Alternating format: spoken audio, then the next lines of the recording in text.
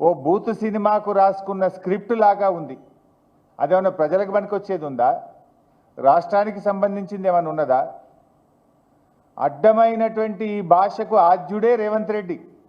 ఇవాళ ఆయన ఏదో పెద్ద నీతి వాక్యాలు మాట్లాడుతూ ఇవాళ ప్రయత్నం చేస్తున్నాడు.